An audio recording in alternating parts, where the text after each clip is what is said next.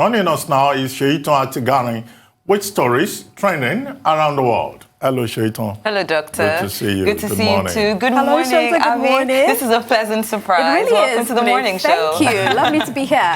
Rufai, how are you? Hope you had a good weekend. Very well. Had a great weekend. Thank you, Shaitan. All right, then let's kick off what's trending. One of the traditions associated with the Armed Forces Remembrance Day this year took an interesting turn when Nigerian President Muhammadu Buhari opened a cage full of pigeons so they could take to the skies, but they refused to fly. This ritual to honor fallen heroes symbolizes the ushering of peace and harmony on the land. However, the first pigeon released by President Buhari only flapped his wings and looked disinterested. When the president flung open the cage, the pack of pigeons followed the lead of the solitary pigeon above the cage. Let's take a look. There they go. Put your hands together, if you will, please. Put your hands together. No? There they go. Anything whitish signifies peace.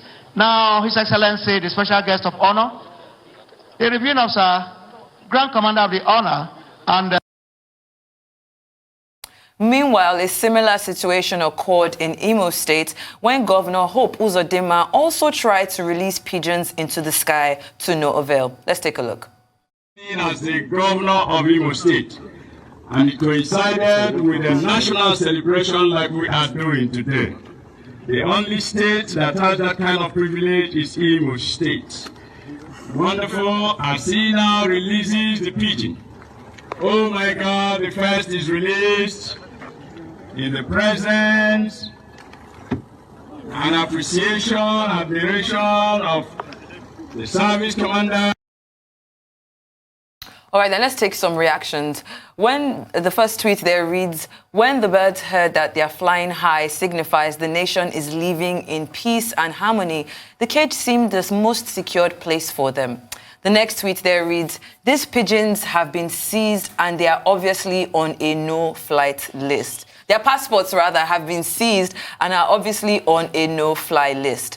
The last tweet there, in an attempt to counter the opinions of many, Bashar Ahmed, President Buhari's personal assistant on new media, shared a photo of the pigeons flying out of the cage at the Armed Forces Remembrance Day in Abuja. Now, let's bring it back to the studio. I mean, over the weekend and even up until the early hours of this morning, pigeons was trending on Twitter just because of what happened on Friday. I mean, it's not unusual for pigeons. No, this is not the first time that's happened. You know, it's happened in other parts of the world. But people really took to these pigeons not flying, meaning that there's no peace in Nigeria. What do you think, Abby? Well, I mean, to begin with, a little bit of comic relief for a Monday morning, but I've also seen that trend quite a bit over the weekend. And, you know, a lot of people have made comments about what does this actually symbolize? What does this signify? Are we reading into, is this ominous? The fact that even the pigeons will not fly. And I think the comic aspect of it, comical aspect of it rather, has been the highlight of this. I mean, it is hilarious because he kept throwing the birds to the sky and they just kept coming back. Doctor? Well, yes, comic relief, and the fact that it's been trending says a lot about the tendency of Nigerians to read meanings into anything and everything. You know, pigeons or doves, they are totem animals. They are considered spiritual animals, representing love, peace, understanding, and, you know, at another level, they could be seen as, you know, having a connection between the living and the dead. And when they are used symbolically at an event like Armed Forces Remembrance Day, is to send across the message of love and peace and understanding, which are very important values that we need in Nigeria. But then there have been various interpretations. Some people say, well, maybe those pigeons were overfed and that they should have been starved so that they will be able to fly. That if you want, you know, birds to fly, then you don't overfeed them. Some pastors have read meanings into it, spiritual meanings. In a very superstitious country, well, you can't rule that out. A lot of superstitions. But this is not the first time it will happen. And yes, the birds may have refused to fly in Abuja and also in Owerri, Imo State. But in Lagos State, where there was also a celebration of the Armed Forces Remembrance Day, once the birds were thrown into the air, they flew away. Maybe those ones were not overfed, or they are of a different, more agile species. But I think it just speaks to, the level of superstition in the country and the tendency of Nigerians to create drama out of every little thing. But I think what is more important is to focus on the symbolism of the day itself, remembering people who have paid the supreme sacrifice so that Nigeria can remain, a sovereign state with territorial integrity, and then remembering the connection between the living and the dead, and also those values symbolized by the dove itself, love, peace, understanding. Values that are in short supply in our environment, values that we need to cultivate. So beyond the Armed Forces Remembrance Day, I would prefer us to focus not on the drama or the superstition, but on the higher values that could help the process of nation building. Rufai, some people think that the passports of the pigeons were seized, so now they're on the no-flight list. No passport was seized. I'd like to focus on those values too, Dr. Bati talked about, and the symbolism of the day. But this is Nigeria, and it's quite very sad. For me, it's a non-issue. Yeah, pigeons will not fly if you don't train them to fly, one, if you overfeed them, two, if you don't even crate them properly. There are ways at which pigeon flies. I know people that have their own pigeons, and it's not every time they fly, really. And some say, oh, it's a big concern for them, but it's just all about understanding what will make them fly. But what people are saying in Nigeria is because we have brought pigeon into Nigerian politics. And I have to tell you the sad trend of how this started. It's not a big deal for pigeon not to fly. The Pope too let out a pigeon and it didn't fly. But a certain Father Mbaka made a political big issue out of a pigeon not flying at a speech he gave about a comic sketch that he had when the wife of the former president was around. And he said it's an indication of the fact that God had left the former president, which I don't feel was true. But it's sad because this is the Nigeria we live in, where everybody reads political meanings to things. And this same Madam Baka said it was a consolidation of the fact, when the former president lost the election, that the pigeon didn't fly initially. And his adherents too followed him, and they told that line. So it's not, pigeon not flying is not a big deal, but we have brought pigeon into the Nigerian political space, and we use it to score cheap political points. And that's why we should ask ourselves, really, a pigeon not flying is trending on Twitter in a country where people are dying on COVID-19, where a country where we have over 13.5 million pupils out of school, in a country where we're having burgeoning inflation rates, in a country where, Dr. Bati, you talked about the symbolism, but what is even the symbolism of the Armed Forces Remembrance Day, where the same heroes that fought for this country just 3 days ago were protesting non-payment of their pension before the celebration on Armed Forces Day. So in a country where the pensions were not paid, so these are the things we should look at critically. It's not supposed to be a big deal, but there's a political implication to it because this is Nigeria. There's no big deal about a pigeon not flying. All right, then. Thank you so much, Rufai. Let's move on to our next story. The daughter of Kebbi State Governor Aisha Ummi and former Speaker, House of Representatives, Honourable Dimeji Bankole, got married in Abuja last Friday. Now, in a video that has now surfaced online of the wedding ceremony, guests and performers alike can be seen clearly violating COVID-19 protocols. Let's take a look and come back to discuss.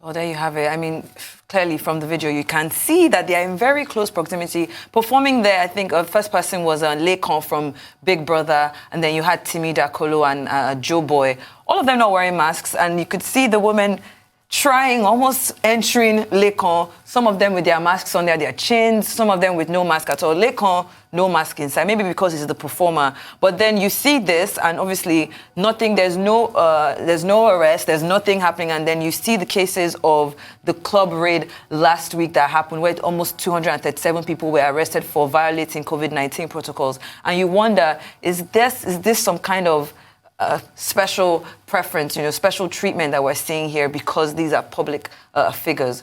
What do you think, Abby? So you're juxtaposing the, basically looking at what happens to normal citizens and, government officials. And I think that, living in Lagos alone, I don't want to scapegoat and I don't want to point fingers. A lot of people are flouting these rules. And it's really, really sad to see because even wearing a mask has become something that people do less than perfunctorily, actually. Mm-hmm. The moment you walk into a shopping center, you wear it before you walk in because the guy says wear it. And the moment you walk in, you just see people take it off. And I think that there is already that a very lax attitude from, even government official level to you and I as daily people going around, where what is the actual penalty for not being within proximity? Mm-hmm. What's the actual penalty for not wearing your mask? We don't have any of such things up till today. I mean, apart from the club raid that we experienced just last week. Yeah. But in terms of what kind of measures should be meted out to, public officials, when you are actually saying to citizens that don't do that, I think that, of course, leading by example would really help. Definitely. I agree with you, Abby. Doctor? Well, there are existing laws. I mean, there is a Quarantine Act. In Lagos State, there is the Public Health Infectious Diseases Regulations of 2020, on the basis of which persons have been arraigned before magistrate courts. Clubs and restaurants have had to be shut down in Lagos. And then, of course, in the Constitution also, nobody is allowed to constitute himself or herself into a nuisance. And, certain rights could be taken away from you if you are going to constitute yourself into a nuisance, particularly to public health. So those provisions are there. But the thing is the will to impose the sanctions. I've always argued for very strong sanctions because that will seem to be the language that Nigerians understand. Yeah. But the issue there now is how you strike the balance between cultural beliefs, cultural norms, and the people's readiness to admit that the world itself, not just Nigeria, faces an emergency. Can you stop people from getting married? Can you stop people from burying their dead? But the issue, of course, is that the rules have to be enforced. Mm-hmm. There must be sanctions, right? So this is where the real balance is. But we need to take a short break. When we return, the conversation will continue. It's still what's trending with Shaitan Atiga.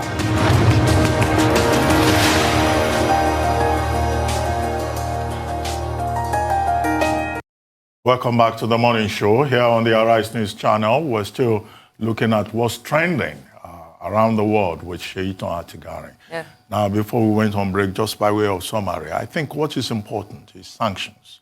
In the Federal Capital Territory, for example, where that wedding took place, there used to be a task force, a COVID-19 task force in the early days that used to go around to churches, to gatherings, to places where events took place and, practically enforce the guidelines, the protocols, just for people to be aware. But we dropped the ball on that. And I think that, look, as we face the second wave, the law should be no respecter of persons with regard to the enforcement of the protocols. And these musicians, too, who perform at these events, I mean, they are role models for society, and they too perhaps could help. After all, we say for vaccination, it would be good to use celebrities, influential figures who can help to set a good example. So leadership at various levels. Leadership on the part of prominent Nigerians, leadership on the part of influential figures. Otherwise, people could just say, well, that is Dimeji Bankole there, that's Lekon, who has become something of a folk hero from Big Brother Niger or Joe Boy. These are people who are followers. And then they will say, well, but they don't wear masks. Why should I wear a mask? So this is the thing. Sanctions. Maybe with more sanctions, people will be more restrained in how they endanger themselves and endanger others. Whatever the excuse may be, maybe culture or personal preferences or whatever. Rufai. For me, I'll just be quick and simple on this. It just shows that some people are above the law in this country. That's what it shows to me, honestly. If there was a party in Amen Estates, but Amosi could be taken to court after seeing the video evidence of the party, which nobody knew about the party, and Naira Marley could be taken to court. Now we've seen the video evidence. Can't we prosecute based on this? Shaitan, your guess is as good as mine. I'm sure nothing will happen. Some people are above the law. It's just a sad place where we live in the country, and that's the way it is. So just pray you don't fall on the other side of the law, because the law is not meant to bring some people down. Honestly, the law is meant to bring some people down. Let's just tell ourselves the truth. But there are plenty bunch of COVIDiots in that place. COVIDiots. Please, big COVIDiots. They don't still think this is real, and it's obvious. Look at that woman touching the face of somebody. Free transmission of COVID. Free on rampage. Definitely a super spreader event that's going to be super spreader. One person has Plenty COVID in that. COVIDiots. Yeah, definitely. Rufai, thank you so much. Let's move on to our last and final story. As the world prepares for the inauguration of President-elect Joe Biden and Vice President-elect Kamala Harris on the 20th of January, Nigerians are preparing for the celebrations Owambe style, going as far as making their own Biden-Harris Asoebi. Let's take a look. Ladies and gentlemen, this is what we've been waiting for. The long-awaited package, all the way from Côte d'Ivoire, is here. We do have these African jewelry to go with the inauguration. This is gonna be the inaugural piece. Woohoo! We told them to lead the thing, they will stay holding it. Now we're ready for celebration. So if you are interested in the Biden and Harris Lapa, this is not from a market Lapa. You see it? Strictly from Côte d'Ivoire. This box, DHL just dropped this box. Wait, let me show them what the package said. I said Air France. Show it to them. Okay, so this is a special consignment of Biden and Harris Lapa African cloth that you can sew your shirt, you can sew your blazer, whatever you want to sew to celebrate Biden and Harris. It is here. You can also put it in a frame and frame it, put it on your wall. That is also allowed. We do have lapas here. Hit me up. Celebration, Biden and Harris. I mean, the whole world is waiting for the 20th to come. What do you think about this, Abby? Yeah, I find it so interesting because I'm looking at an entire cultural transfer as well as the economics of it. So I'm interested in knowing how much is that going to go for? How much is going to be made out of that? But of course, in a very harmless way as well, because it just shows a more global support for Biden's presidency and Kamala Harris as well. But always the business lady thinking about the money. Well, but it's also business too. But the part of it that I find exciting is how Africans are always very quick to take, analgesics for other people's headache. The amount of energy that we invest in other people's affairs, even when we do not have any direct say in it, is amazing. It just shows broad-mindedness. In the midst of anything at all, the average African must create either drama or excitement or, project himself or herself into what happens in other parts of the world. Yorubas have a saying for this, when your neighbors are celebrating something, you don't just stand by, you join them. In fact, if possible, you take over the party. And then, of course, the business side of it, the economics of it. A lot of people will buy the attire, I'm sure. We call it Ashwebi here in Nigeria, to commemorate the event. So it just shows the global dimension of American democracy. And if this was not an occasion of a pandemic, you will be surprised. There will be many Nigerians that will buy tickets just to go to Capitol Hill to go and attend the inauguration. Nigerians are that adventurous. I mean, it's only in Nigeria that there will be a Premier League championship in the UK, and there will be celebrations on the streets of Nigeria. The other time when Chelsea, I think, won the Premier League, can you believe that neighborhoods in Nigeria bought cows and they labeled it, Chelsea and other Premier League we have won, and there were parties for weekends from one neighborhood to the other, and people wearing Chelsea jersey. I found it so amusing. The people in England did not even celebrate as much as the people in Nigeria. We're very celebratory. That's our nature. We like festivals. We like any opportunity to celebrate. Like enjoyment. Well, of course, you didn't tell us where that Ashwebi is available, where we can get it from. I'll do my research. In case some of us here are tempted to also want to be part of it, if only to commemorate the moment when Biden became the 46th. That means you have to do express because there isn't enough time before the 20th to sew it down. Rufai, please comment on this as we wrap up what's trending. Yeah, I have a very good tailor in case if you get the Ashwebi, it doesn't disappoint you. Everybody's selling their market. A very good tailor. They're so strictly Biden and Harris Ashwebi, and it doesn't disappoint. His Monday is his Monday. His year is his year. His nay is his nay. It doesn't disappoint. It doesn't disappoint. That's very important. Underline that. But that's just all the fun and that surrounds it. I think most importantly, what is indicative is how we too can build our own country to a point where we get good leadership that will be able to make Ashwebi, when we have leaders like this, and they would in turn develop our country. But celebratory ones there, congrats to them, and I'm sure she's going to sell pretty quickly. I mean, very quickly, before we wrap up, though, we have spoken about Ashwebi, but just for our international viewers that don't know what Ashwebi means, if you can describe it in 30 seconds or less. All right, yeah, so it's a uniform, actually. That's it. So when we have parties here, what happens is everybody buys uniform, so they wear the same kind of clothes. They have a material, and we all sew it in different styles, and it makes the event very colorful.